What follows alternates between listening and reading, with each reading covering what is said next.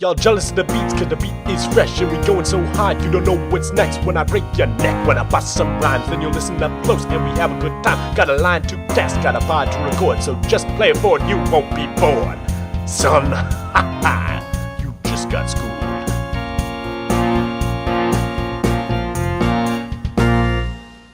That's right, welcome back to the Play It Forward podcast, you Welcome punk. back. Yeah, you Just got schooled. Awesome. Suck so, on that. We're going to go right into it. We have Later a on game in the here. show. Later on in the show, we're going to have... HB Coffin from Seus. That's his name. Yeah, SeusCorp. They make Ender toys, which is going to kind of be the theme of our little segment here. It's called... The Toynament. The Toynament. Well, I figured in the spirit of, March Madness, I mean, it's April now, but the tournament just barely finished like a couple days ago or something. I believe it was UConn that won the basketball tournament. So, yeah, we're going to do a tournament with toys. Basically, we've picked some of the classic toys. I picked 8, Mog picked 8, and we randomized the seeds, and we're going to just kind of argue it out and decide who advances and determine basically the best toy of all time in this tournament we got going on here. In the tournament. The tournament. So, the best toy of all time will win a free year's supply of Rice-A-Roni.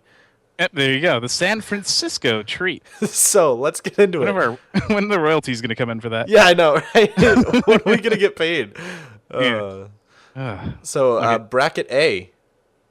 We got TMNT toys, so Teenage Mutant Ninja Turtles. Versus the classic Play-Doh. ones, not the crappy new ones. Right. Classic toys versus Play-Doh. I don't know about that. I don't know. That's a tough one because let's see. I had both as a kid. I had more Ninja Turtle toys than I really played with Play-Doh. Play-Doh's cool because you can make anything out of it, but I mean, Ninja Turtle toys are just, let's face it, badass. I mean, the Ninja Turtles was awesome. I mean, when I was a kid growing up, it was different for you because you were older. It was later on when it wasn't as popular and you weren't. I was born older. Yet. I was way older. You were older, yeah. You weren't born yet, and by the time they were older, basically. Yeah. They were older. They weren't as popular. But growing up and seeing all the Ninja Turtle movies as they came out, I would have to go with those because Play-Doh was cool, but there's other toys out there that are better, that are creative, So I'm going to vote for Ninja Turtles. I was never much of an action figure guy, but like you said, turtles are badass, and Play-Doh just has a bad taste to it, I would just like, like I see more and more they're doing like Play-Doh burgers, Play-Doh ice cream sets. I'm like, man. So many kids are eating that, and it tastes so bad. I feel bad for them. So screw right? Play-Doh. Play-Doh is out of the tournament. Out of the tournament, and the TMNT Toys moves on. Move on to the next round. So in the B bracket is Trolls and Barbie. This is kind of similar. These are both of your suggestions. The previous one was both mine as well. So these ones are both kind of... Yeah, what the trolls are, because they might not know. Yeah, the trolls are those, they're like these small naked toys. I know you used to be able to get them at like a lot of fast food places would have them in like the Happy Meals and stuff. And they have like these crazy hairdos, like kind of different color hair, and it just like goes up. It's funny, like I don't actually know how to describe it, only because whenever I see someone with that hairdo, I say it looks like a troll doll, not the other way around. You could say like what, Elvira, or is it Elvira? No, it's who is it? The Frankenstein's wife or whatever it is. Oh, or, yeah. Or the Addams Family. I don't know whatever it is. The big tall hair. Yeah. And Marge Simpson. Also Marge Simpson is a good example as well. Yeah. And they just look like little trolls, like their little bunched up faces and stuff, and they're completely naked. I think they have some that have like gems in this, like on the belly button, which is disgusting. They're hideous, really, is what it comes down to. Versus Barbie, which is supposed to be like the perfect human, pretty much. That's a good. But Barbie, essentially, though, just makes girls feel bad about themselves. Yeah, right. The trolls should do the opposite. I would. Right. Exactly. But on the other hand. Because they have nothing downstairs, they have nothing upstairs. So. Right. and then Barbie has Ken, right? So, but on the other hand, Barbie has a kick-ass song by Aqua, Yeah, you're right about that I one. do love that song. I don't know. I don't know how to vote here. I think I'm still gonna go for Trolls, only because I hate to see millions of little kids feel bad about themselves, and Trolls are fixing it. The funny thing is that, but like also when I was a kid, like in the early '90s, the trolls were really popular then, like more than they became later on whenever you were born. But like there were actual ones that were themed with different clothes and stuff, with actual clothes on. So Really? I thought that, Huh. yeah, I thought that was kind of cool how they had like different themed ones and stuff too. So I don't know. I agree with you on the Barbie thing. And although they do have the good song, I'm going to have to go with the Trolls and agree Yeah. with you on this one. They're going to advance to take on the Ninja Turtles in the next round, so that's going to be interesting to see that one. Well, plus, I mean, how many pedophiles are created from like just like playing with Barbie dolls, whereas no one wants to sexually molest a troll doll. I know, right? So there you go. Uh, So I guess I trolls should. trolls moves on. Trolls moves on in the tournament. Yep. I'll introduce the next one because these are both of mine again, and two that you probably don't know much about. The first one is Pogs. Like back in the day, I don't know how long it was, maybe a year or two, but Pogs were like popular. It was crazy. Like people, if you don't know what Pogs are, they're little like kind of cardboard discs, and then you would get the slammers, and there's like all these different pictures on them. Like some were jokes, some were pop culture things, like cartoons, video games, stuff like that. The slammers though were badass. Like you can get like metal ones, like there was no fear. Ones would be like no fear on it, and like the little guy from it. Like there's a lot of cool stuff involved in it.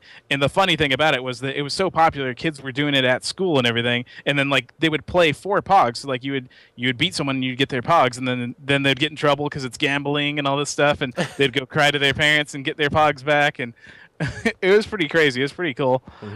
They were really popular in the early '90s. So they're going against Crossfire, which is kind of like, I don't know, almost like a little board game, kind of. I mean, it's not really a board game, but it's like those little toy games that you can get in a box, you know? It's you said it was akin to Hungry Hungry Hippos. It Right. kind of If, is. if you mixed Hungry Hungry Hippos and Beyblades, pretty much. That's pretty much what it is. It's Yeah. just like kind of you're going back and forth with like a little marble thing or whatever, you're trying to score against the other guy. And the reason I put this one on the list is because I always wanted this toy. Just I don't know, for whatever reason as a kid I saw the commercials and they were like so like over the top, The like song, two kids. do the song, do the Yeah, song. two kids going at it, and it's just be like, "You were caught up in the crossfire, crossfire, crossfire." Ooh. And the kid would like fly off into the I distance. can't wait to see what the audio spectrum looks like on the video. Like, when the video goes up on YouTube. There you go. But yeah. So I don't know much about Crossfire. I had some Pogs. I know I did, but I never played Pogs. Like the competitively. You never went to Pogs. the POG tournaments. Yeah, no. They actually used to call me Pog Swamp. No, not POG really. Swamp. Yeah. But I'm gonna have to go with Crossfire. It just seems so much more badass, especially with that song that you had to sing there. Yeah, I don't know. It's kind of tough. Pogs were cool, but they kind of faded out, just like everything else. Whereas Crossfire is still obviously around today. Yeah, Like Crossfire what? is still around. People are still everybody. Every adult now still wants Crossfire. They never got Right, it. right. No one ever had it. It was a great game. Everyone wanted it. They no one actually ever- never sold it. They just ran ads for it. Yeah, they did. The plan was to build up anticipation for 30 years and then finally release it. But they to the ran out of adults. money from the ads, and they could never produce the toy. Yeah, there you go. Yeah, I don't know. I think I'm gonna have to go with Crossfire as well. So we're gonna agree yet again 3 times in a row. That's Okay, there we go. interesting. Hat trick. All right, I'll introduce the next one then, because these are two toys I'm very familiar with. The first one was your suggestion. It's Beanie Babies, which I had hundreds of Beanie Babies, so they're very near and dear to my heart. But the second one is Easy Bake Oven, which I had one. I didn't use it much, but it's like the coolest friggin' thing in the world. Like, I was just doing some research on it, believe it or not. Before the podcast, apparently they just use a light bulb to heat up the food. I don't even know how that works. So hats off to the engineers over at those German engineers working on the Easy Bake Ovens, because I don't know how you do it. It was like I think what happened was when they were developing it, they were trying to figure out a good way to be like little compact and safe enough for kids to use to where they could heat up and cook food. And then all of a sudden a light bulb just went off. Yep, exactly. So this one's tough though, because like, Easy Bake Oven's pretty cool because like an oven for kids, that's pretty damn awesome already. Like it's a functioning oven. But Beanie Babies, like they're pretty badass when you get to like the 25th anniversary Beanie Babies and like. And then Don West is on TV selling you the Beanie Babies. Yeah. Fifth anniversary Beanie Baby. This is a limited edition. Channel 10. Call now, and then it's got like the number in the corner that's like people who have ordered while you have watched, and it's like going up like every second. You're like, no way, there's no way that many people are ordering these Beanie Babies. So I don't know. I think I'm still gonna go with Easy Bake Oven. I'm gonna betray my childhood friends because there you. I don't know. It's just a working oven for kids. That's like the best way cool. to help them understand how to live on their own. Yeah, use light bulbs. Mm-hmm.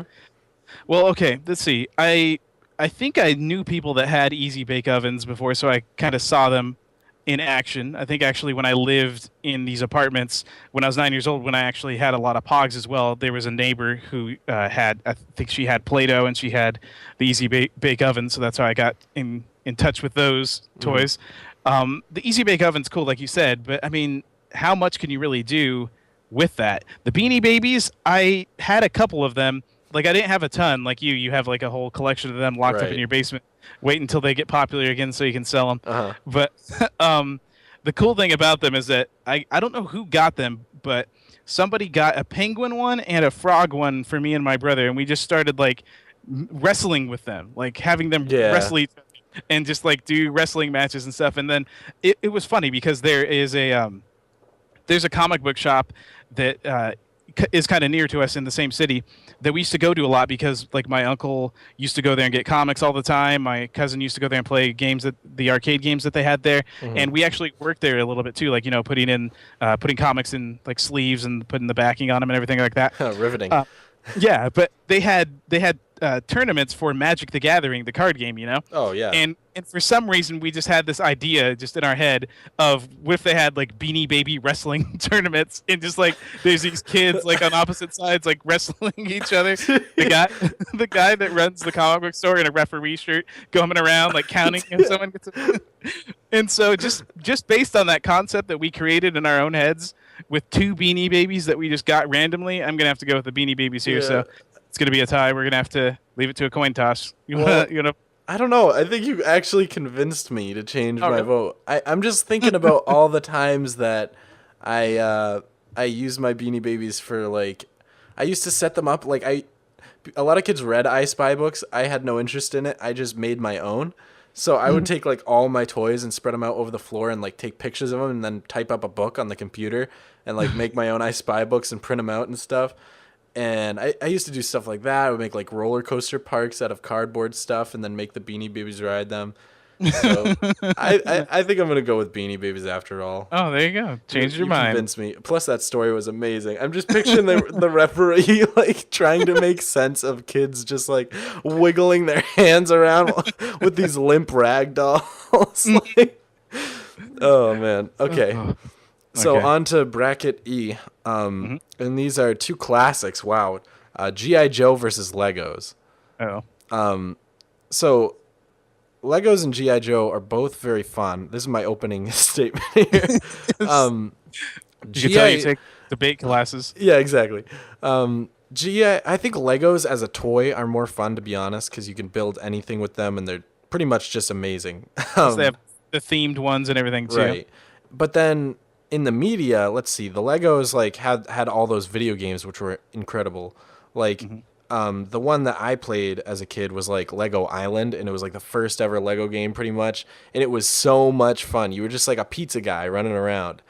And that was an amazing game. But then the G.I. Joe has those public service cartoons that people have parodied on YouTube, and they're so funny. Oh my God. Pork chop sandwiches. And like, I can't remember some of the other stuff from that. I'm still going to go with Legos, but if you haven't seen the G.I. Joe public service announcement parodies, please watch them for your health. Yeah, for sure. Oh, man. Yeah, I don't know. I didn't have like being a kid in the 80s, I didn't have that many G.I. Joes. I actually do have a funny story, though, that relates to my channel. You know how I'm all about Street Fighter and everything. Well, when Street Fighter came out, for some reason, I had this dream of Street Fighter G.I. Joes in my. I just had the dream. I went to the store one time, walked down the aisle, and there was Street Fighter G.I. Joes there. Like I invented them. Basically, they stole the idea from my brain when I was sleeping as a kid. But yeah, G.I. Joes were cool, and the cartoon and everything, like you said, Right. that they spawned off from the toys, or I don't remember actually which one was first. I think it was the toys. Yeah. But Legos, there's so much you can do with them. I had like a ton of Legos. I played with Legos more than anything as a kid. Actually, the funny thing is, you mentioned the video games. I've never played any Lego video game ever. Yeah.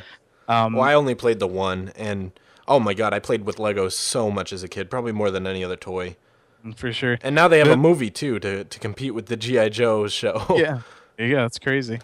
But yeah, I'm gonna have to go with Legos because there's so much you could do with them. Like as a kid, I would also make like little role-playing games, kind of just draw it all out on paper and like this is the path you have to go. Yeah. And then I got the idea from one of my friends to set up like the scenes in Legos and kind of go through that and then use like that's cool. dice and everything to do the battles and everything. I was into stop motion as a kid, so I would do nice. Lego stop motion. It was like really bad, but it was pretty cool actually. I did that with both Legos and my Tech Deck dudes. Do you know what those are? Oh yeah, Tech Deck, the little. I didn't have the dudes, but I had the little Tech Deck. Yeah.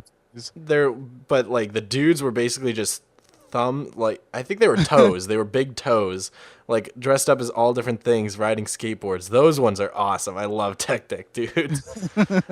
Okay, but anyways, Legos wins. Yep. So once again, we agree. All right, you could do the next one. Bit of alliteration. Yep. Next one is another classic toy, which I messed with a little bit as a kid. I never beat it though. I don't know if you've ever beat it yourself, but the Rubik's Cube. I think it's more. I mean, it's supposed to be a toy, but it causes more frustration than anything. I think with people, it's more like a puzzle. And then Rubik's Cube is going up against the ultimate toy, basically, Rice-A-Roni, the San Francisco treat. The San Francisco toy. San Francisco toy. So Rubik's Cube wins. Rubik's Cube wins. That was pretty much a buy for anyone who got paired up with Rice-A-Roni. But just to defend Rubik's Cube, they're really fun, and it's cool how people can solve them like in 3 seconds. Yeah, I've seen people like behind their back do it. Yeah, that's crazy. I almost solved one once. I got a few sides of it. I learned the algorithm once in like middle school, like 6th grade or something. I like spent some time watching YouTube videos learning the algorithms, but then I lost interest. But Rubik's Cube wins. So we're getting down to the last couple brackets here in the first round. The next one is Lincoln Logs, which is a classic toy. Like that's from like one of those from like Lincoln Logs must be really old, like at least the 70s, because they look like the 70s to me. Yeah, I think they're way older than that, I believe. Yeah, I'm sure. And then versus Transformers, which is an 80s thing. So I don't know. I'm sure Transformers are more near and dear to your heart, probably. Yeah, I mean, I had some Transformers, or my cousin had some, and I played with them a little bit. They're cool, like the toys that also kind of copycatted them too, like where you can just change them into something else. Right. Just that concept was awesome. I mean, Lincoln Logs are cool. They're classic. But I think they're kind of hurt just on the fact that Lego and other ones outdid them over time, you know? Yeah. So, I don't know. Me personally, I would go with Transformers. Okay. Because, I mean, they've spawned off so many other things. The cartoon, the movies, which were terrible because 2 games started in it. Oh, I mean, Shia LaBeouf. Shia LaBeouf, right. So, yeah, I'm going to have to disagree with you only because I've always, like, just kind of hated Transformers, probably because of the cartoon. I could not stand the cartoon as a kid. I don't know why. It is a really cool concept with the toy, but Lincoln Logs, like, build log cabins. That's the most like manly thing you can do as a kid. Like, that's cool. You make the same log cabin over and over again. I know. There's not many possibilities, but I had Lincoln Logs, and I used to like have army men battles with them, and they're just so classic. They're vintage. They're cool. So I go with Lincoln Logs. Okay. Which means we leave it to a coin toss, I guess. Do you want to toss it? Yeah, sure. Hold on. Let me get a coin. Ah! We should have been a little bit more prepared here. Okay, here we go. I'm back, and ready? Heads or tails? Yep. Tails. Oh, damn it. I dropped it. It's heads. It's heads. Okay. Lincoln Logs wins. Cheater. Yep, I rigged it. All right, so the last bracket. This is an interesting one because they're kind of similar in some ways. Yeah, they are just as disturbing. The last bracket is Water Wigglers, which, okay, so the first competitor, Water Wigglers, those are, it's kind of hard to explain. They're little see-through plastic tubes of, like, glitter and water and, like, paste, basically. They're really disgusting feeling. You can, like, squish them around, and you can, like, stick your thumb in them too and, like, absorb your hand pretty much. It's pretty gross. Like they kind of like slip. Like if you squeeze them, they like slip out of your hands, kind of. Right. And they kind of like roll it. Like it rolls through the inside of it. Like it's weird. They're all different colors. They're very phallic, and they teach kids naughty things. For those of you uncircumcised. Anyways, the second competitor, Stretch Armstrong. You know more about that than I. Stretch Armstrong, kind of similar in some ways. The old toy, blonde hair. Actually, I think the original was a little bit different. I think they remade it in the 90s. Right. But the 90s version had like the blonde hair, the kind of looks like He-Man a little. Yeah, kind of does. Got the like black cut-off sleeves and like some shorts, and just like basically all it is, like the head is like a hard plastic, and the rest of the body, the arms and legs are just kind of this weird stretchy material where you can, like, if you look at the commercials, I believe they show them like stretching the arms like so far, tying them up to things and everything. It's just like that's the whole concept of it, is just taking something and like grabbing it and stretching it out. So it's almost kind of similar in ways to the Water Wigglers. Yeah. Me personally, Stretch Armstrong looked kind of cool. The Water Wigglers, I never had any of those. My sister did because she was younger at the time. Yeah. And they're just like, they look cheap. They're weird. They're gross. Just like they teach kids bad things, just like the Barbies you said, right? Right. These are worse. I think I'm going to have to vote for Stretch Armstrong. Yeah. I'm going to vote for Stretch Armstrong too, I think. So there we go. It's Stretch Armstrong moves on to the next round. And that is the end of the first round of the tournament. Things are about to speed up a little bit as we kind of already said our opening statements on each toy. So yeah, I don't know. Could we leave the epic conclusion to another episode? I was just pondering. What if we made it a cliffhanger? We could do that. Which Cliffhanger was a movie starring Sylvester Stallone, for those that don't know. Mm-hmm. So that's what I was referencing clearly. Okay, yeah, I guess I don't know. Maybe we'll leave it to the next episode or something, and everyone else can try to maybe decide who they think should win out of the rest that are here. Let's go ahead and name them. The first, right. This is the quarterfinal bracket for. Okay. First matchup would be Ninja Turtle toys versus Trolls. Mm-hmm. The next one would be Crossfire. You know, you'll get caught up in the Crossfire. Crossfire versus Beanie Babies. Then you want to take the rest? Yeah. I just had to cut you off so you wouldn't do your song, but you did it anyways. Then comes Legos versus Rubik's Cube, not Rice-A-Roni. And then finally is Lincoln Logs versus Stretch Armstrong. There you go, guys. So we'll see what you guys... Maybe you guys can convince us in the comments of what to vote for. Or I don't know how we'll do it, but we'll do it.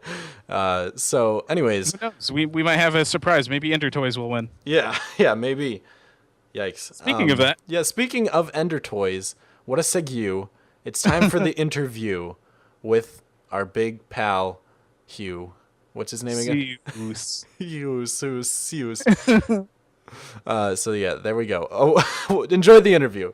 Yep.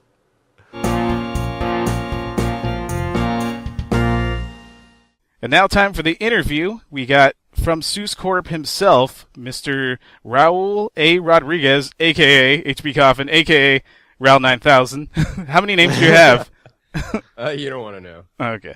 Those are just a few of names. Where did those names come from? Well, HB Coffin is an old term artist alias. I used to be in a band. Nice. It was a solo project called what kind of music? Harry's Bronze Coffin. Oh. The group was called Harry's Bronze Coffin. It was experimental indie project. Nice. It had a variety of electronic, folk, That sounds unbelievably industrial. cool, man. Like, A lot of- I've got stars in my eyes right now. A lot of people used to say it was.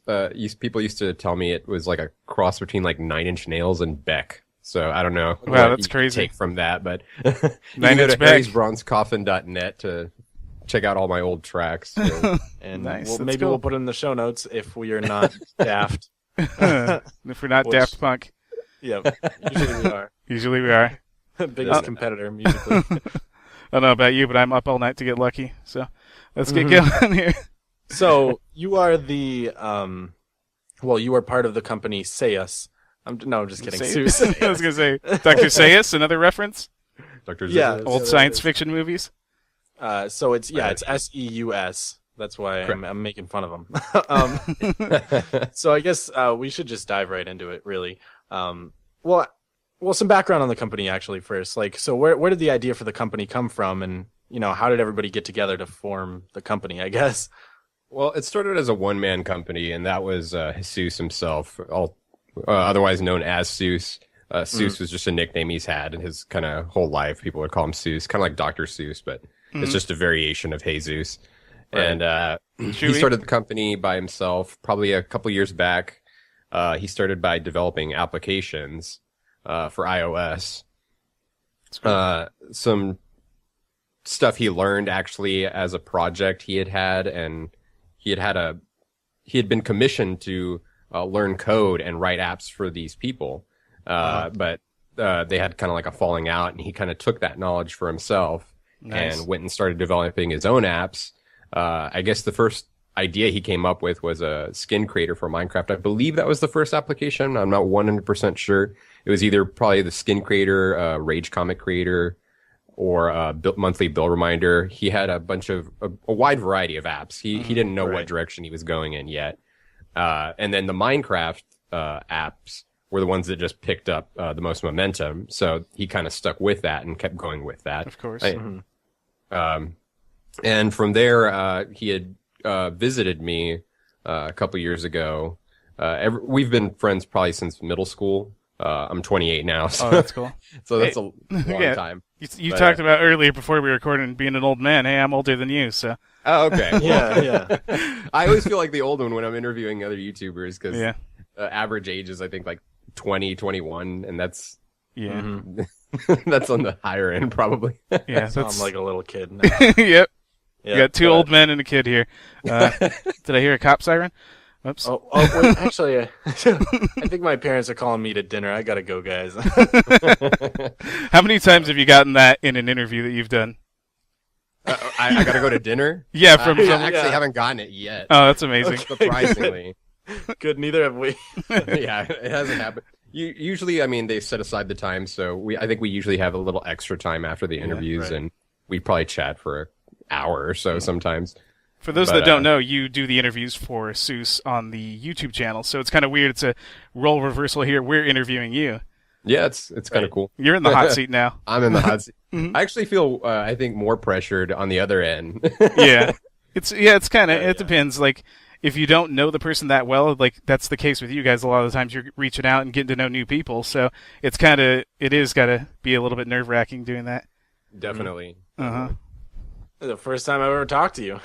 Yeah, That's happened actually with quite a few of our guests on this podcast. and you've hit it off with a few too, like that you've never talked to before. That's what's funny. yeah, about it. exactly. I mean, first time I've ever talked to him as well. I mean, I used to, back in the days, I mean, it's not that long ago, but when Tommy G Mobile used to work for the company, he was working on the Minecraft list, and I was helping out with that just because I just felt the urge to do it for whatever reason. I was like, well, here's like 100 people that I know that aren't on the list.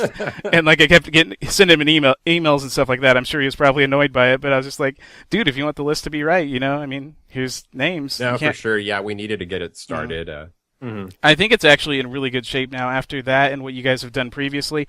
There's pretty much anybody that's recognizable is on there now, which is cool. And some people have been like oh, what's the point of that? You're just kind of judging people and listing them by subscribers and stuff like that, which doesn't indicate what channel's better and everything like that. But it's actually the reason for it, which I like, the use that you can get out of it is that first, it's easy to just see everyone else out there that's doing the same thing as you, so you can find people to collab with, and also find people around your same size that are more likely to want to do a collab with you. So, for example, our good friend PMS Proxy. Yeah.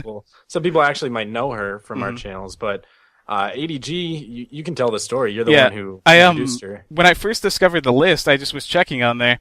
And I've always had a rivalry with someone else we know named MK the Worst, who we've always been back and forth in subscribers. And then I saw this PMS Proxy girl was underneath me, and I was like, oh, damn, I'm just barely below MK. Well, suck it, PMS Proxy. I still got more subscribers than you. And I just sent that out to her on Twitter randomly, not even knowing her. She responded like totally cool, just like laughing about it and just like saying how good the list was and everything like that. Yeah, so, which is just good luck, really. Yeah. Because you can't always expect that from just saying something like that on Twitter. And we've become pretty good friends. Like, we've done some stuff together, so it's pretty funny. We're happy to be responsible for that, I guess. Right. SeusCorp, I mean, like, making friends. No one complains about, in games like a leaderboard being there. Yeah. No one will say like, hey, like, what's the point of that? You're just comparing people. Like, no one's going to say that about like a game leaderboard, so I don't see how it's so different. It's not a lottery or anything. You're not going to win $10,000 if you're the lead channel at the end of the month or anything like that. It's really just for keeping track of your own statistics.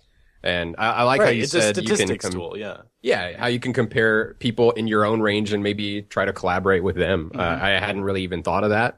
Really, it was just kind of just for own reference. Our boss, Seus, he's a big numbers man. He likes tracking all sorts of statistics. Yeah, I'm kind of obsessed with stats too. So. Yeah, so that's where he kind of got the idea. And it was really just experimental, and we've just kind of tried our best to keep it going and growing. It's funny because we actually, I just recently added Amy Lee from the Magic Animal Club, which she's a huge YouTuber, but I thought she was already on the list. So yeah, that's how it goes. Yeah. Missing from the list.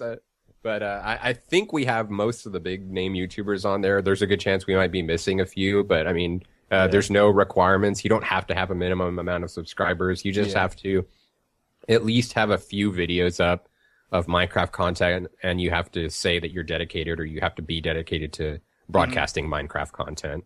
We try to stay away from like people who are just an all game channel. Like I think one time we had PewDiePie on there, but we ended up taking him off because he's kind of more of a he's broad not spectrum. Yeah, he's not strictly Minecraft. Yeah, he kind of branches out everywhere, just in the gaming community. Yeah, well, speaking of Minecraft itself, since a lot of what you guys do is related to the game, how much do you guys actually play the game itself? And also, calling you out here, also, do you watch any LPers on YouTube? On YouTube, I mean, like you on YouTube. On YouTubers, do you watch LPers on YouTubers? First, really quick, I have to ask. I'm a noob when it comes to stuff like this. What is an LPer? A Let's Player, basically. Let's Player. Okay, yeah. It's an acronym. Gotcha. Yeah. I wasn't sure. I guess that's zero then. We don't. I mean, Seus, he used to play Minecraft a lot. Yeah. The interview room and that server we had our old interview room on, that was actually his private server with a few of his friends. Okay. And they had built that up for a while before the company got started. But he hasn't been playing too much. He's kind of a workaholic, and he's the one who really keeps the company running. He puts a lot of time into this company, and so he doesn't have a lot of time to play. Our the lead developer, aside from Seus, Joel Bell, I think he plays every so often, just kind of casually. I've probably been playing the most lately, mostly just kind of building up our new server, the new interview room, things like that. But nice. Just for casual reasons, I have not played Minecraft like that probably in over a year. Right. I do gaming every so often when I have some time to spare, but Minecraft honestly isn't one of my just casual play games for some reason. Yeah. Well, I mean, I can honestly say, if not for my Let's Play channel, I probably would have stopped playing Minecraft like a year and a half ago, maybe 2 years ago, like, because I just lost interest in starting a Let's Play channel was kind of a way to, keep that interest in the game. and I've been playing ever since. Yeah, it's funny for me too because actually, it's almost the same except for with all gaming pretty much. Like I was never like a real hardcore gamer. Like by the time I started getting into my 20s, I pretty much only just like played some Madden and some older games here and there, and I would really get into Madden, just like going crazy with playing 10 million seasons and keeping track of all the Super Bowls and everything, just kind of like you talked about with Seuss and the stats, I still have like tons of files on my computer of like so many seasons of that. Just like it's crazy, but I didn't know it went that deep. That's crazy. yeah, it's just but yeah, because like he was saying, like Mog was saying, with YouTube, it's like a whole different element, and it's not like you just don't enjoy the games anymore, but it's kind of like I don't know, it's different when you can kind of share what you're doing and talk over it and get some feedback on it. It's a different experience, and it's exactly it's what it more really fun was doing it for that me way. in the end was I had never found a server that I really liked to play on, and so everything I built, I'm a single player guy. That's like my preferred. Single play player, style. and ready to mingle. Well, like until I joined, YouTube server, like YouTube only servers, which I love those. Yeah. But I had always just been a single player guy, but it just gets lonely and it gets to the point where it's like, why am I spending all my time on this if no one's ever going to see it? Like, Yeah, that's kind of like, because you run out of that intrinsic motivation to do it. And you're just like, I want to be recognized. Like, I want people to think this is cool. And so, with YouTube, everybody thinks you're cool. So, So I for won't all the lie, haters. I did get sucked into that hardcore games that Tommy G Mobile used to have a series on, and I played that for a while, and I got sucked in, and I got really on edge and very serious about it, probably for about a week. I was just like, and then I caught myself. I was like, okay, I'm putting way too much time into this. I need to stop. yeah. Yeah, it's It was crazy. like more of like a serious kind of like PvP type server, because when I do game, I do a lot of that with like MOBA type games. A friend of mine, we're into this game called Smite a lot, and we play that every so often. I haven't played probably in a couple weeks, but So what you're saying is after this interview, you're going to get hooked on our Let's Play channels and just start watching us nonstop. I don't actually watch Let's Players too much. I will tune in every so often. Mostly I do it for research for our interviews. Yeah, of course. And I do like seeing how different people compose their channels, because everyone kind of has their Oh, own yeah, way it's of really doing interesting. things. Yeah. Who are the people that you typically might like just watch occasionally? I really enjoy coming across creative builds, because I consider myself more the creative type. I was just recently introduced to Neuropsych's channel that has all the intricate roller coasters he built on Xbox. I don't know if you guys have seen that before. No, I don't but, think so. No. Oh, you guys got to check it out. I was just informed of it from a guest on our show. Apparently, sounds there's cool. this guy that he plays Minecraft Xbox, so it was all made like by individual blocks, no like editing programs like of course. MC Edit or Right. anything like that. And he built these really intricate roller coasters, all themed, like Beetlejuice themed, Ghostbusters themed. Wow, that's crazy. They're I've great. seen the Ghostbusters one. It's really Yeah, they're impressive. awesome. And, It's and really the way crazy. it switches perspectives, like you think you're like falling, but then you're going towards a wall or something. Yeah, you know there's what I like mean? these like optical illusions. There's one where Right, like right. it's the Beetlejuice snake, and like his eyes like will follow you as you're going along the track. It's like just the way they position the blocks. It makes it look like his eyes are kind of following you. It's really interesting. Wow, Yeah, that's crazy. I have seen the Ghostbusters one. I gotta check that out for sure. That's nuts. Mm-hmm. Whew. But the list that you guys put together, the Minecraft YouTubers list, you mentioned like some people that were missing that you thought were on there. Do you know? Is there any record of the first person added to that list?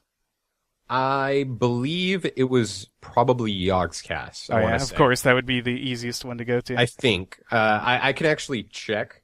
I can actually let you know, because it actually adds them in accordance to like it has a date they were added. Oh yeah, so nice. Check Is it there out. like a database check that or- out. Dun, dun, dun, dun, dun, dun. And the winner is Got to log into our. You're gonna get a lifetime supply of rice-a-roni. yep. There you go. The San Francisco Francisco's treat. That's old school. Uh huh. He didn't even know what that was last week. Yo, I live on the East Coast. Okay. Yeah, it was Yogscast. It was indeed Yogscast. Oh, that's cool. Yeah. Well, so there you go. And they'll stay at the top of the list probably, or close to the top for a long time. Yeah, probably, yeah. Oh. Like, the order they're at, it obviously has no significance into where they're at on the channel, but they just happen to be also at the top of the list. It's just like if I was making a list of YouTubers, I would start with people that I would come to mind first. It'd be like Yogscast, Minecraft, and Sky, stuff like that. So it makes sense that it would be one of those people, but I was just curious because it's interesting for thing sure. to know. It's going to be one of the first that pops up into your mind,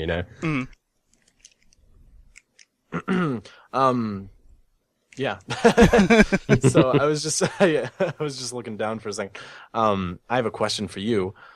So one of the things Seus does that they're kind of well known for as a company, I'm talking to the audience right now, is they do those Ender toys, which are like, figurines of people's skins. Which is pretty cool. You know what? Actually, when I started my server that I have now, Rockhouse, that me and Mog are both on, the first thing we did before we started it is we did a UHC event before we actually had the survival server, and the winner I gave an Ender toy that I purchased and sent to them. Awesome. So it was pretty cool. Yeah, really cool.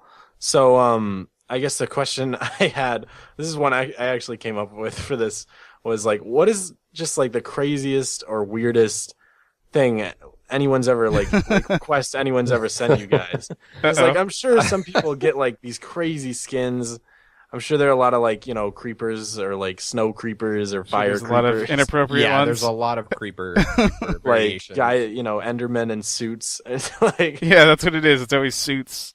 I'm not too sure. I wish I saw more of the toys. I'm located in Texas, and the company's located in Vegas. Oh, yeah. So I work remotely, and I don't get to see a lot of the toys that come out. But one skin I remember in particular was this one skin. It was like a Steve type skin. Yeah. But it was made to look like he was holding a block over his head, and the block was the head. I've seen that before. Yeah. Oh, interesting. It's a pretty popular skin, but it's funny. I just thought it was really funny the way they used. Yeah.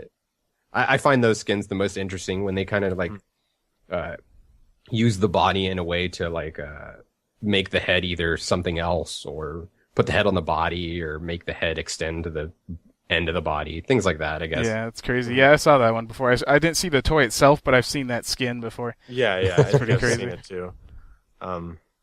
So what other products do you sell, by the way, besides the Ender toys? So we have Ender toys. We have two different versions. They're both 4 inches. One has movable arms and head. The other has the same thing but with movable legs. Then we have a 7-inch model, which is like the first version that only has the arms and movable arms and head. We're going to be releasing another one that has movable legs pretty soon. That would be the 7-inch variety as well?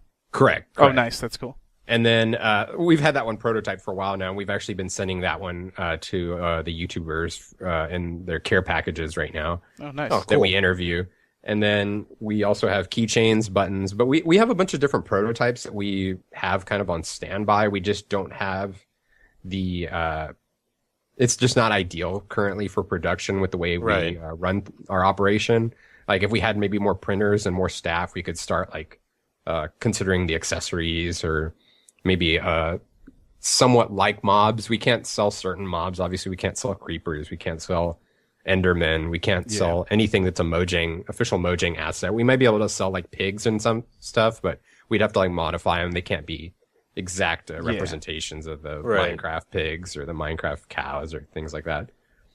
Well, you mentioned that. It's funny you mentioned that. Has there been anybody like on YouTube or anything that has said like, "Oh, well, I saw you guys are selling my skin or something. Don't do that." Has there been anyone that come to you guys like saying something like that?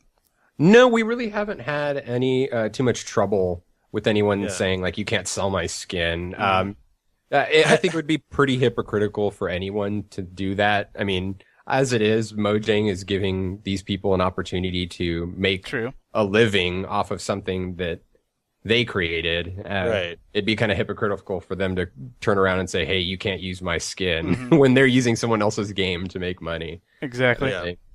But that's the way we see it. That's the thing that is so great, actually, about Minecraft itself, though, is that there's so many companies, there's so many people that have benefited and been able to make like their own business and and make money doing something related to the game, and it's not like something where they're like, oh, well, you need to cease and desist on this and that, and just like a lot of gaming companies just go crazy with that, and they just go way overboard. In Minecraft, honestly, Mojang could have attacked you guys. Like they could have attacked a lot of people. They could have not let people do Let's Plays, but that's why they're so successful, is because they've embraced the community and allowed other people to kind of spawn off and create their own businesses off of them. So definitely. It's definitely we've been very careful. Yeah, we've been very careful to follow their terms. Like we knew we couldn't say like Minecraft toys. We have to say toys for Minecraft. We have to be very careful, like in the wording, make it sound like we're not official. That's something I was wondering is why are they called Ender Toys? Ender Toys, obviously, that's just kind of a play on the Ender world of Minecraft, like the Enderman, the Ender Dragon, Ender Toy. We went through a whole bunch of names. Ender Toys just kind of had the best ring to it. We all liked it, and that's kind of just what we ended up sticking with. Yeah, basically, you just want something that sounds familiar, where you'll be like, okay, you can relate it to Minecraft, but not too much. You know, it's an homage to Minecraft, but with being its own thing and kind of not infringing on any rights. We don't think. yeah. Hopefully. We'll have Dinnerbone on next time. We'll straighten it out. Might have to do another podcast from jail at some point. There you go. And you're in Texas. That's not a good place to be. No, it's not. So I guess the last thing I would have to ask you is just where, what your plans for the company are and like what direction you guys are headed in for the future, if you're allowed to say. Yep. Any hidden details? We have a lot of plans. Obviously, we're going to keep up with our applications. Anytime Mojang released a big update, like once they released the skins for Pocket Edition, which I think that's our biggest complaint we get with our app. People will downrate our app, and they downrate just about every skin creator app for this, saying like, hey, we can't upload our skins to Pocket Edition. This is garbage. It's not our fault. It's not our fault. They don't let us do that. It's not, but I believe they're doing an update in May. So, I mean, we're always going to be trying to stay on track with that. We got our apps updated, or our main app, the Skin Creator, updated to the 1.8 skins as soon as that kind of was announced. With the toys, we have a lot of plans, introducing accessories, a bunch of different product ideas that are kind of just on the back burner. But as we continue to grow, depending on how fast we grow, I think we're not as big as a lot of people probably think we are, but we're getting there, and we're chugging along. And as we get bigger, we definitely will be introducing more products and probably doing more collaborations with other YouTubers.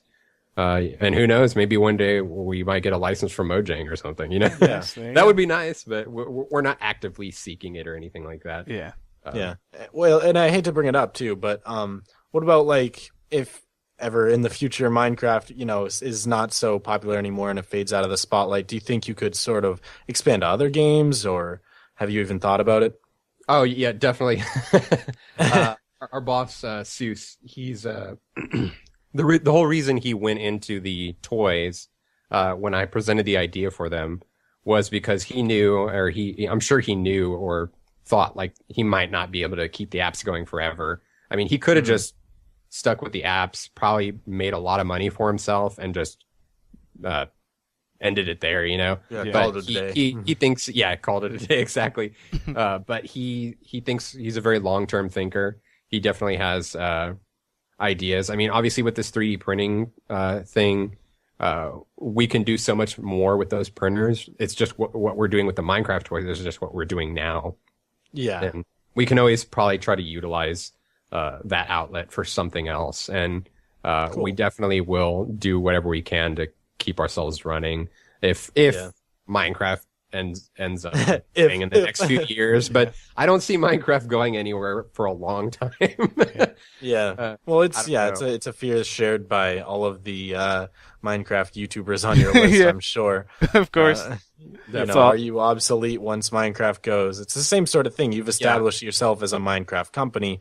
These people have established themselves as Minecraft channels, but that doesn't mean you can't move on after Minecraft. If it fades out and you're still doing it, you're still in the game. We never know what's around the corner, really, and you never know when it might just kind of dwindle. Fizzle. But we definitely have the staff, I think, he was the original developer, so he has the knowledge and the development tools. Like he's actually wanted to develop games, but he just hasn't had time really. That's one project he's been wanting to kind of tackle, but that's just another thing that's on the back burner. Same with Joel. We have him as our developer. We have Ryan Cooley. He's our webmaster. He's great. And then we have Quackers. He's kind of the one in charge of the whole toy production process. He's kind of the overseer of the toy production process. So he knows those printers better than I do. And I was the one who was originally doing the research and development for the toys. Mm-hmm. Well, I mean, as long as that entrepreneurial spirit is there, I'm sure you'll stay up there. Yeah, we hope. Otherwise, I'm out of a job. Plus, I think you guys are in a good position considering the fact that pretty much all your products are based on like customization by the customer. Definitely. So if you guys just continue that, people are interested in that, like just being able to make their own toy or have an app that allows them to create something. That you're always going to have customers that want to come to you for that, because you don't see. I mean, how many other companies do you see? I mean, the Ender toy is just a simple block character like from Minecraft, but you don't see like many other companies that have like a customizable toy that you can get for a decent price or anything like that. Like it's a cool thing to be able to see, like, oh, I can go create my own toy of my character. And it's not even that much. I mean, for a 4-inch, it's like $10 right now on sale. So yeah, like it's you guys are definitely in a good position, and you are making all the right moves. It seems you're getting out there, branching out. I think regardless of what happens with Minecraft or whatever, I think you guys got the right vision. I think you guys will do well. We try to keep that low price point because we know these kids. A lot of them don't have a lot of money. Their parents give them an allowance, maybe, but. A lot of parents are stubborn. They don't want to buy a lot of. I mean, they might not trust us. We get a lot of parents thinking like we're not legit, or it seems sketchy buying like a physical product from an application. It's still kind of a little alien, I think, to a lot of users. Because we do sell the Ender toys through our applications as well as the website. Oh yeah. But we keep that low price point. And a lot of people, some people will complain about the price, but I mean, I've gone to Toys R Us and Walmart. I mean, I'm a toy collector myself. I'm just, I don't collect a lot. I collect like Legos and some Japanese toys, but nerd. Yeah, I'm a big nerd. I go to like Toys R Us, Walmart every so often, or not so much Walmart, but I mean, I've been down the toy aisles in my adult life, and I mean, action figures now are. Like $10 to $15 for like an Iron Man toy, you know. So I think we're right on there. We're right on that same price point for a figure, and it's customizable, like you said. Usually that'll bump up a price for something definitely. Like that, like at least $5-10. But well, that's really cool. So there you go. Where can people find you if they want to purchase one of these toys, or if they want to get on the Minecraft list? Endertoys.com. And if you want to get on that YouTuber list, just send us a tweet at SeusX. Just bug them on there. SEUSX. Yeah, just bug us, and if we don't get you, just keep tweeting us. Your tweet might get lost, but if we miss you, just send us another tweet. I'll get you on there at some point. You might just be sleeping in. You just haven't woke up yet. Might be asleep. Yeah. Okay. Well, thanks for joining us on the podcast. It was great. It was an interesting experience. Thank you for having me. Yep. It was a great experience because like we've had like YouTubers every time now, like pretty much, and now we get someone from like an actual company. Unique perspective. And, yet again another unique perspective here on the podcast. We're all about PlayItForward podcast. Play it forward. YouTube.com/iPlayItForward. Oh wait, you're already here. No, never mind. Okay. All right. Well, thanks for joining us. Hey, no problem. Thank you for having me.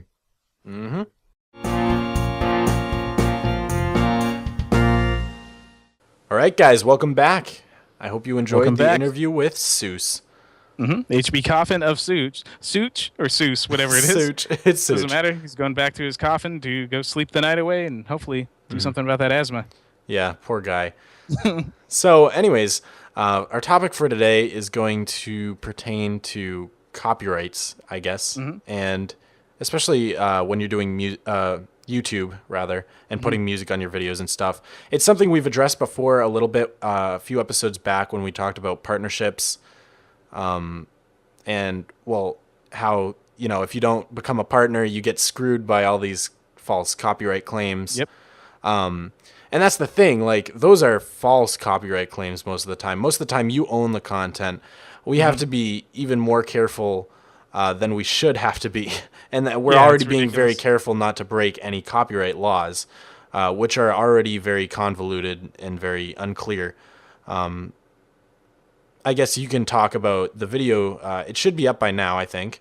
Yeah, it should be up. The video I was working on, I did the ADG, get ADG on crack thing, the little parody video. Yep. The thing was for the middle part, the middle segment where I had the reference to Child's Play charity with Child's Play the movie, I wanted to have like either the full. I mean, I probably wouldn't be the full trailer because it'd be too long, but it like maybe clips of the trailer or make like my own little short trailer just to put in there. But the thing is, like, with that stuff, it's not really clear what you can do and what constitutes a parody because it's almost like you have to actually you have to do so much with it a lot of times to prove that it's transformative, and sometimes like a parody is just like referencing something that's incorrect. I think that is a parody, like Child's Right. Play Child's Play the movie instead of Child's Play the charity. That is a parody, but since it's just directly using the footage from another movie, like a movie, it's kind of hard to argue that is a parody. So a lot of this stuff that could potentially be copyright infringement, it's like usually just better to not even bother with it Right. because you don't know what the exact law or ruling is going to be on it. So you might as well And just the be annoying safe. thing is, copyright laws are meant to protect people, right? They're meant to Yeah. make it so you don't get screwed over if someone's stealing your stuff. The annoying thing is that these things can be like battled over in a court when who are you doing harm by putting that Child's Play thing Exactly. commercial in your thing? You're not sure you're making ad revenue off the video, but first of all, you're not going to make that much, and second of all, it's not because you put that Child's Play reference in that you're making all the money. That made the video better, but that's not the reason why. Why you're making money on the video. It's just because of what you've done to spread the video and what you've done to like build a subscriber base. So like I understand, people shouldn't make money off the things you've created, but who are you hurting in that situation? And there's too many of those situations, to be frank. Yeah, it's crazy because, like you said, even if you're not partnered, a lot of companies, it could be BS or whatever, or it could just be YouTube themselves just like throwing claims at you to kind of try to keep some of the stuff out of like, kind of try to prevent stuff from going to where someone claims it. Right. Because like before I was partnered with anyone, I would get claims on YouTube all the time, or not necessarily claims, but YouTube asking for more proof that I could do it. But I mean, you give them proof and they do nothing about it. So Right. it's just like that kind of stuff. Just doing the Let's Play itself is kind of controversial in some ways. A lot of gaming companies are really strict on it. Other ones don't care. Other ones outright endorse it. Like for example, Minecraft says it right on their website. So it's kind of we're already treading on thin ice as it is when it comes to adding stuff to videos like clips of things or music, for example, or anything like that. You got to be real careful with what you're doing. Luckily, Right. there's a lot of stuff out there. There's a lot of sites you can go to get royalty-free music that they'll allow you to use. And a lot of times you have to just give credit to the songs. And I recommend, even if they don't tell you to do it, still give credit to Right, people right, in your definitely. descriptions because they're making this music in if you're doing a video, you know how hard it is to find good music that you want to use to spice up your video. We personally, like me and you, we add so much stuff to our videos, like Right. more than probably even a lot of the bigger channels that do Let's Plays, We edit them and add like a lot of soundtracks to them and everything More like than that. anyone I've ever seen, to be honest. Yeah, The exactly. only So- other person I've seen that has a genuine soundtrack for all of his videos is, I think it's Red Eyes on Hermitcraft. Oh, yeah. And he actually writes the soundtracks. He like makes his own music for the Nice. episode, which is really That's cool. awesome. Yeah, see? So check that guy out. But and actually, I think he lets you use his music in your own videos as well. Oh, so nice. That's cool. I think it's Red Eyes. I really hope I'm not wrong there. But that would be embarrassing. Otherwise, we resend that shout out if it's not you, Red Eyes. Yeah, we redact that. But yeah, and I also use quite a bit of stock imagery in my episodes from time to time. For example, when I had the whole communist thing, a lot of my intros used like footage and pictures of like Russian Revolution and atomic bombs and stuff. Yeah. And it's like public domain law. It's funny because they have these little. if you are in the know on copyright, they have like little tags that say like this is Creative Commons, this is attribute, this is all these different things, except they don't hold up. Like even if you read them and you know how to use them, the public domain laws are constantly changing. I think at one point they were just saying, you know what, public domain isn't a thing. Like, huh? Yeah. And Since when? yeah, exactly. And everything's always changing. That's the thing. The copyright laws can change, but you're still in the wrong after the fact, you know? So yeah. And I mean, like, there's an example of like from YouTuber to YouTuber. That one could be sticky as well. I think, wasn't it? I don't remember who it was, but I think B00 was involved in it, where one person made some music and the other person was trying to use it in his videos. I'm almost thinking it was B00 did the intro for Good. And they were saying like, "Oh, you can't use that. You need to prove." And he's like, "Dude, I made it. He can use it." And they had to like go through this whole process. Like it's ridiculous. And at the same time too, just because you see someone and maybe even know them on YouTube and they make music, that doesn't necessarily mean, oh, I can just use their music in my stuff. Like for example, a perfect example of this is Ellie Beatmaker, who was letting a lot of his friends and still does, like a few really close ones. He lets them use his music in videos and stuff like that.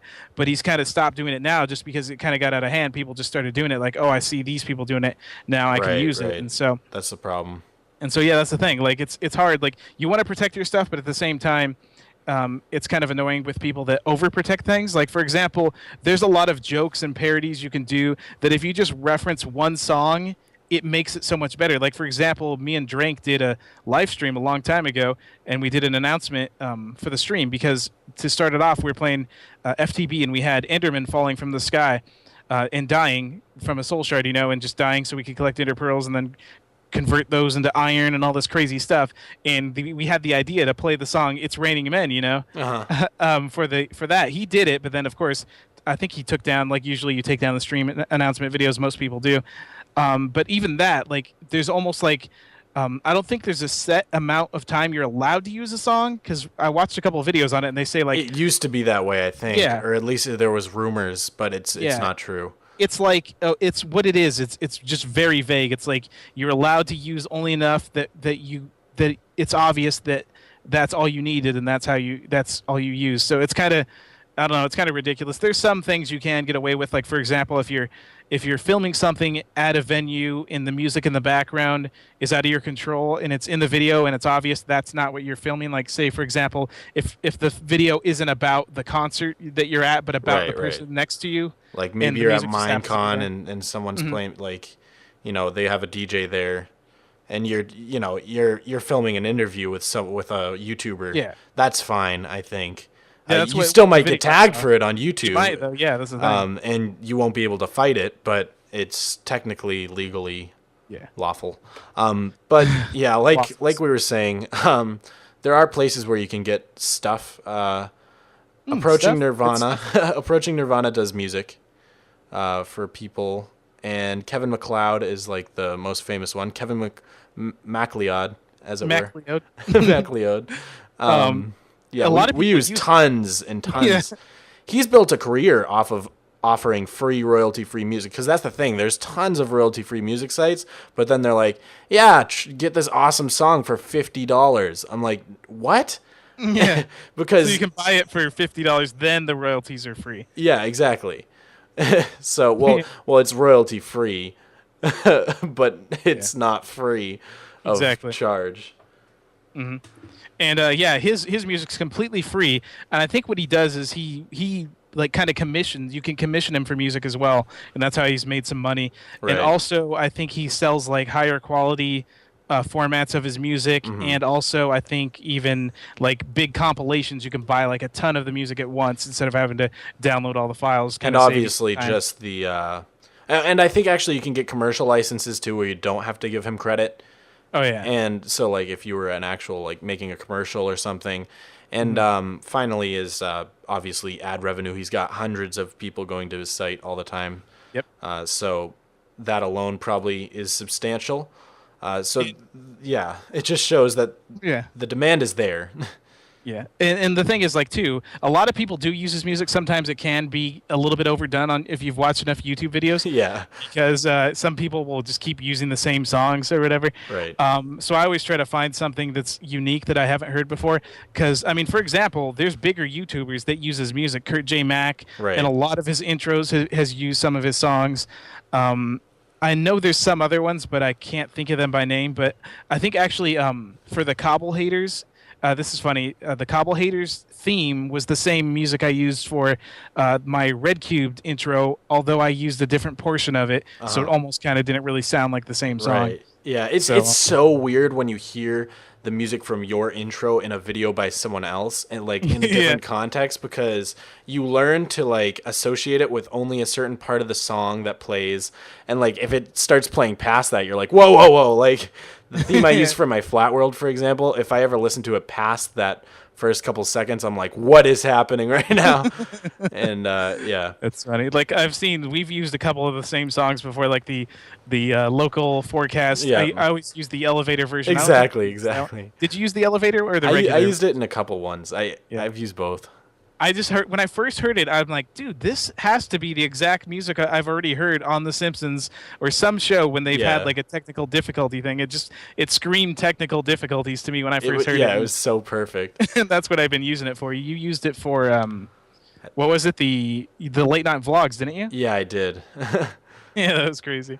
Those were creepy. I know they were. I loved it. I loved it. Still have nightmares from that. So, but other people. Well, here's a funny anecdote. If you're if you're wanting to hear the story of how a Duelget and I met and got hitched. It was a shotgun wedding. Yep. I made an OkCupid account. No, I'm just, no. What happened was I've always been like scouting out royalty-free music for my channel, and I found a few artists. Biggest ones I use are Phantom NK and Tom Moritzen. And Phantom NK is actually picking up. He's actually a little bit famous now. Like he's kind of popular. I've seen his songs like in actual Skittles commercials and stuff. Oh, nice. So I'm kind of wary. I don't use him as much as I used to because I'm just like scared. He's got one of his albums on iTunes, I know, so I never use songs from that album just because I'm afraid somehow the little like buy this on iTunes thing is gonna appear, and that just means you're not making money, basically. But then Phantom NK introduced me to Tom Moritzen as well, who also is awesome and lets me use his music. I mean, these guys don't use their music without their permission. I specifically asked them both. So if you're gonna don't just hear what I'm saying and say, oh, I'm just going to use their music. Please don't. Ask them first. You can find the links to their everything pretty much in all of my descriptions where I use their music. But the funny story is that Phantom NK always had this ninja, like this 8-bit pixelated ninja as like album covers, as like his logo, everything. And it's like this ninja in a hood, and he's got like a red face. And I actually built a pixel art of it in Minecraft once. Like I loved that ninja. And so when I started my YouTube channel, I remember just like browsing around one day. I think I was actually in school in graphics class, and I remember seeing the ninja on a video, and I was like, "What?" Like it was on a thumbnail. So I clicked on it. And it was this bastard over here, and he was playing the NES game. What's it called again? It Shinobi? was Shinobi. It Right. I don't know if it was for consoles. It was actually an arcade game. I was playing. Oh, sorry. Okay, I thought it was NES. Yeah. My bad. Yeah, it's a pretty old game. Came out like I think in '88 or something. It's pretty old. Yeah. I saw that icon, right? And so I watched like a couple of seconds of it. I was like, this guy's got a good commentary voice. And so I clicked on your channel, and I remember just being like, wow, what nice thumbnails. What a nice channel background. I was like, man, this is some high quality stuff. And then I looked at your subscribers, and I was like, oh, God. Because it was like less than mine. I think I had like almost 100 or maybe 100. And I think you had like 50 or something. I could be wrong, though. I could be totally wrong. I struggle to remember. Yeah, it was probably like, somewhere around there, because I think for a while I didn't break like 100 until I did like a video response to Generic B one time. Well, actually, it must have been after that, though, because I remember remembering you from that.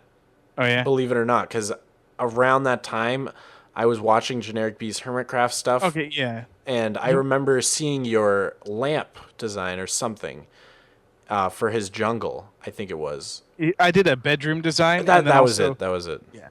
There was a swamp, like little swamp thing that he wanted. Oh, slime, actually, yeah. or That was slimes the to come one. out of. Yeah. Right, that was the one. It was the slime thing that I saw that I remembered seeing because I like clicked on it, or maybe he mentioned it too in the next episode. But I recognize you from that as well, so I sent you a PM, and the rest was history.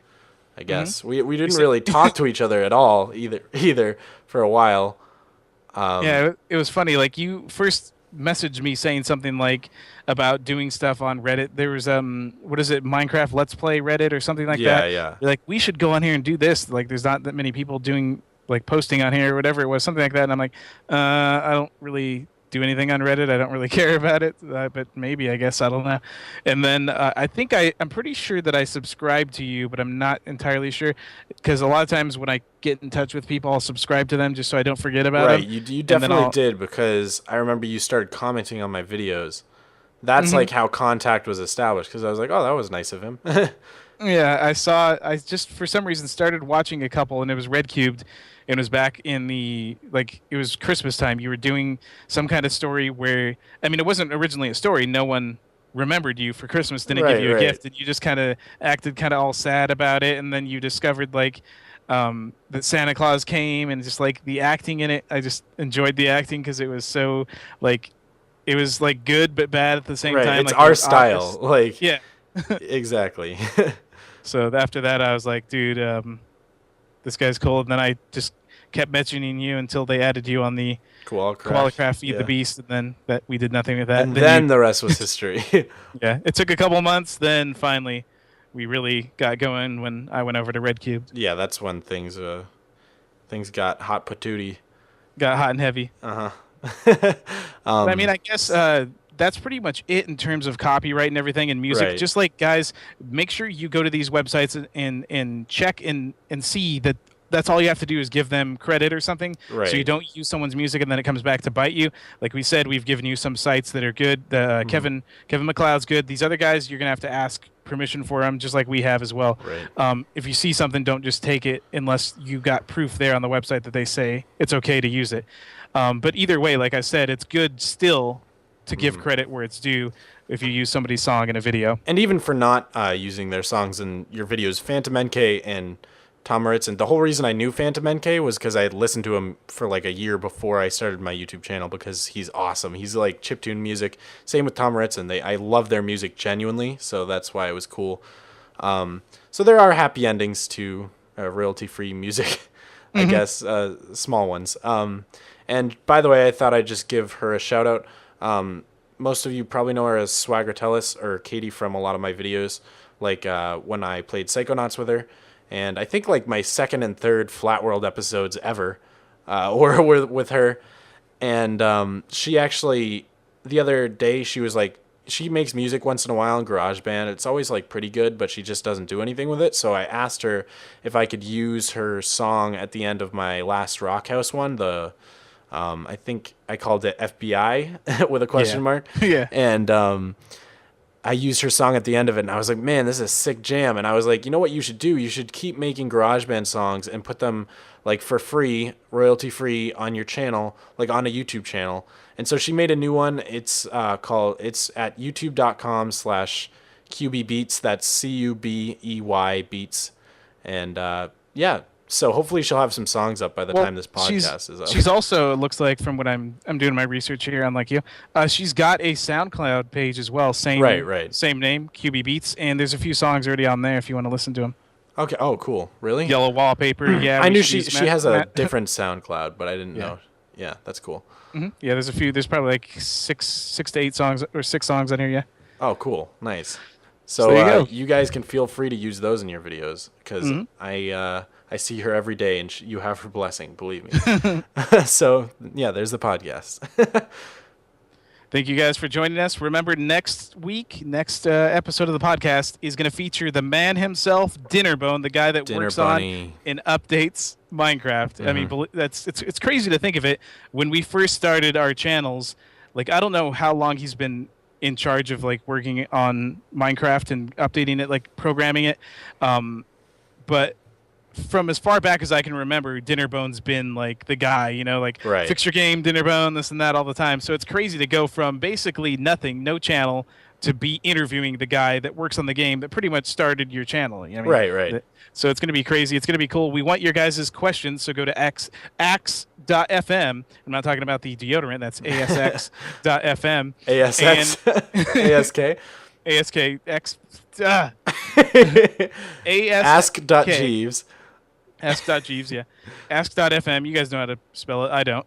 But send your questions in for Dinnerbone, and we'll ask him some of the best questions on there. You can tweet at us too. Yep. That's another way to do it. Post comments on the We'll select some podcast. of your suggestions for questions, and we will ask him that. We're going to have an extra long interview segment, probably the whole podcast pretty much.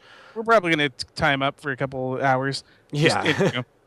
And we'll have our own questions prepared as well, so you're not going to want to miss that episode. So we'll see you next week then. Thank you for listening. Rice-A-Roni, the San Francisco treat.